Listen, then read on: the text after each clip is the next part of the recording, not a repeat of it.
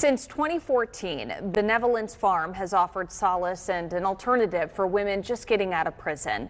The farm offers women a place to stay and a job as they transition back to society. And after watching dozens of women grow past their convictions, it wants to try to help more people. Fox 8's Madison Forsey tonight shares the impact and the plans to expand.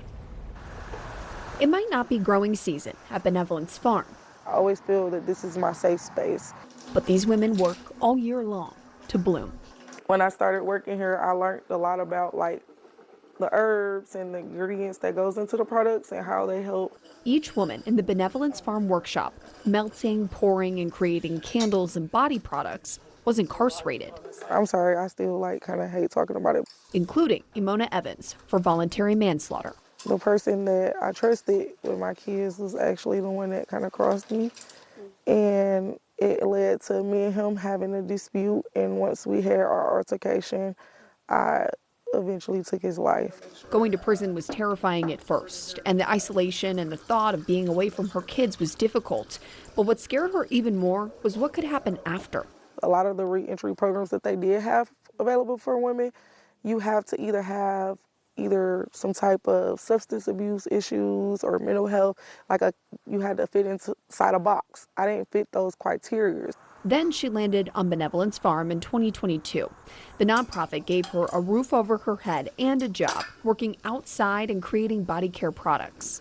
To be able to come home to a community that's accepting of people of every single conviction type and length of incarceration is really unique. 55 women have passed through Benevolence since 2016, staying in this house in Graham or another home in Burlington. Just like their reentry journey is individualized, now for some, their living spaces will be too.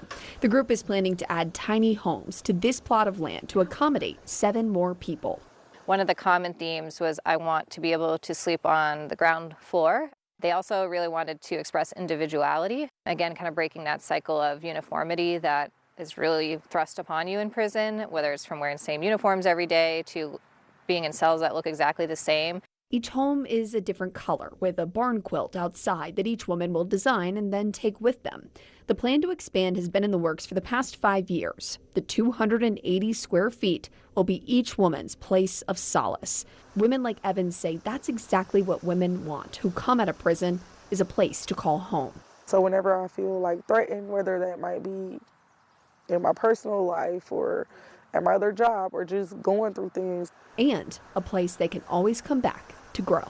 I feel like this place is always going to be the space where I feel safe.